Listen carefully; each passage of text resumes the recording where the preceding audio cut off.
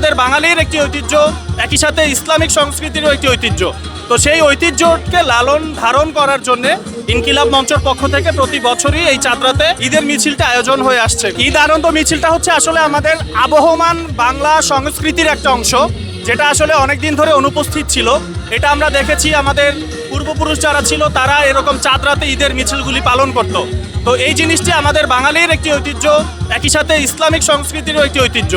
তো সেই ঐতিহ্যকে লালন ধারণ করার জন্য ইনকিলাব মঞ্চের পক্ষ থেকে প্রতি বছরই এই চাঁদরাতে ঈদের মিছিলটা আয়োজন হয়ে আসছে। গত বছর আমরা শিল্পকলা একাডেমির সামনে করেছিলাম আরও সাড়ম্বরভাবে এবং সেখানে আমাদের শহীদ ওসমান বিন হাদি ভাই ছিলেন।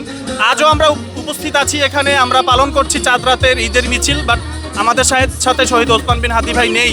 এটা আমাদের জন্য একটি পরম বিষাদের, পরম দুঃখের। তবুও আমরা চেষ্টা করছি আজকে যারা এসেছে, বাচ্চারা এসেছে, আমাদের বোনেরা এসেছে, একটা রঙিন একটা উৎসবের আমেজ। আমরা চাচ্ছি এই উৎসবটাকে রঙিন করে তোলবার জন্যে, যেন আমরা সবাই মিলে ঈদের আনন্দটাকে ভাগাভাগি করে নিতে পারি। দেখুন, আমার মনে হয় এইটা 24-এর যে গণ অভ্যুত্থান এরপর থেকে অনেকটা চেঞ্জ হয়ে গেছে। আপনি দেখবেন গত বছর সরকারি ব্যবস্থাপনায় ঈদের দিন কিন্তু ঢাকা উত্তর সিটি কর্পোরেশনের উদ্যোগে আগারগা থেকে কিন্তু একটি বড় ঈদের মিছিল বের হয়েছিল, এবং একই সাথে আমরাও চাঁদরাতে ঈদের মিছিল করেছিলাম। আমার মনে হয় জেন জি যারা জেনারেশন জেড তারা কিন্তু এই ধারণা থেকে বের হয়ে আসছে, এবং আপনি বিভিন্ন মার্কেটগুলিতে গেলে দেখবেন ঈদের যে একটা আমেজ, আমাদের বোনেরা তারা মেহেদি সাজানোর পসরা নিয়ে বসেছে।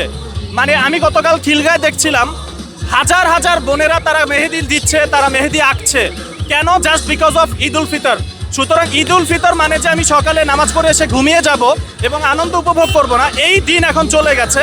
এবং ঈদ উল ফিতর যে আসলে একটি সার্বজনীন উৎসব, সবাইকে নিয়ে আমরা মাতোয়ারা হব, এলাকার মধ্যে বের হব, মিছিল করব, একে অপরের বাসায় যাব, ঈদ শুভেচ্ছা বিনিময় করব। আমার মনে হয় সেই দিন আবার ফিরে এসেছে, সেই যে আনন্দ উৎসব মুখর দিনগুলি সেগুলি আবার ফিরে এসেছে।